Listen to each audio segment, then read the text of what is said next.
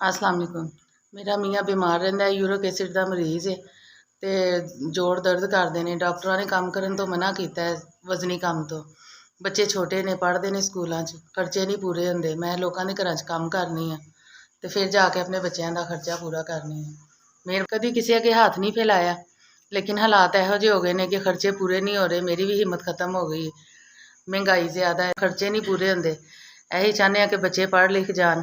ਇਸ ਲਈ ਜਿਹੜਾ ਨਾ ਗਰੀਬ ਲੋਕ ਆ, ਬੱਚੇ ਪੜ੍ਹ ਜਾਣ ਤਾਂ ਕਿ ਕੱਲ੍ਹ ਨੂੰ ਸਾਡੇ ਵਾਂਗੂ ਜ਼ਲੀਲ ਨਾ ਹੋਣ। ਜਿਸ ਤਰ੍ਹਾਂ ਅਸੀਂ ਜ਼ਲੀਲ ਹੋ ਰਹੇ ਹਾਂ, ਲੋਕਾਂ ਦੇ ਘਰਾਂ 'ਚ ਮਿਹਨਤਾਂ ਕਰ ਰਹੇ ਹਾਂ, ਸਾਡੇ ਬੱਚੇ ਨਾ ਉਸ ਤਰ੍ਹਾਂ ਜ਼ਲੀਲ ਹੋਣ। ਹਾਲਾਤ ਸਾਥ ਨਹੀਂ ਦੇ ਰਹੇ, ਬਹੁਤ ਮਜਬੂਰ ਹਾਂ ਅਸੀਂ। ਬਹੁਤ ਪਰੇਸ਼ਾਨ ਹੋ ਕੇ ਤੇ ਤੁਹਾਡੇ ਅੱਗੇ ਬਿਆਨ ਕੀਤਾ ਹੈ। ਤੁਹਾਡੀ ਮਿਹਰਬਾਨੀ ਹੈ, ਮੇਰੀ ਮਦਦ ਕਰੋ। 3 ਬੱਚੇ ਨੇ ਮੇਰੇ, ਸਕੂਲ ਜਾਣ ਤੋਂ ਪਰੇਸ਼ਾਨ ਨੇ, ਫੀਸਾਂ ਤੋਂ ਪਰੇਸ਼ਾਨ ਨੇ, ਖਾਣ ਪੀਣ ਦੀ ਵੀ ਘਰ 'ਚ ਤੰਗੀ ਹੈ।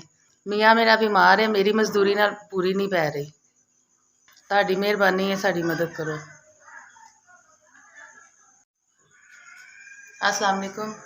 अल्लाह पाक ਤੁਹਾਨੂੰ खुश रखे, तंदुरुस्ती देवे। अल्लाह पाक ਤੁਹਾਡੇ रिज़्क 'ਚ बरकत अता फरमाए ਤਾਂ ਕਿ ਤੁਸੀਂ ਇਸ ਤਰ੍ਹਾਂ ਹੀ ਗਰੀਬਾਂ ਦੀ ਮਦਦ ਕਰਦੇ ਰਹੋ ਜਿਸ ਤਰ੍ਹਾਂ ਸਾਡੀ ਮਦਦ ਕੀਤੀ ਹੈ। ਅੱਲਾਹ ਪਾਕ ਤੁਹਾਡੇ ਰਿਜ਼ਕ 'ਚ ਬਰਕਤ ਅਤਾ ਫਰਮਾਏ। ਅੱਲਾਹ ਤੁਹਾਨੂੰ ਲੰਬੀ ਜ਼ਿੰਦਗੀ ਅਤਾ ਫਰਮਾਏ। ਤੁਹਾਡੇ ਰਿਜ਼ਕ 'ਚ ਇੰਨੀ ਕੁ ਬਰਕਤ ਹੋਏ ਜਿੰਨਾ ਨਹਿਰ 'ਚ ਪਾਣੀ, ਅੱਲਾਹ ਤਾਲਾ ਇੰਨਾ ਤੁਹਾਨੂੰ ਰਿਜ਼ਕ ਦੇਵੇ ਤਾਂ ਕਿ ਗਰੀਬਾਂ ਦੇ ਮਸਕੀਨਾਂ ਦੇ ਕੰਮ ਆ ਸਕੋ ਤੁਸੀਂ। ਅੱਲਾਹ ਪਾਕ ਤੁਹਾਨੂੰ ਤਰੱਕੀਆਂ ਦੇਵੇ, ਕਾਮਯਾਬੀਆਂ ਦੇਵੇ ਤਾਂ ਕਿ ਸਾਡੇ ਵਰਗੇ ਜਿਹੜੇ ਸਫੈਦਪੋਸ਼ ਲੋਕ ਨੇ, ਜਿਹੜੇ ਕਿਸੇ ਦੇ ਅੱਗੇ ਹੱਥ ਨਹੀਂ ਫੈਲਾ ਸਕਦੇ, ਤੁਸੀਂ ਉਹਨਾਂ ਦੀ ਮਦਦ ਕਰ ਸਕੋ। ਤੁਸੀਂ ਸਾਡੀ ਮਦਦ ਕੀਤੀ, ਤੁਹਾਡਾ ਬਹੁਤ ਬਹੁਤ ਸ਼ੁਕਰੀਆ।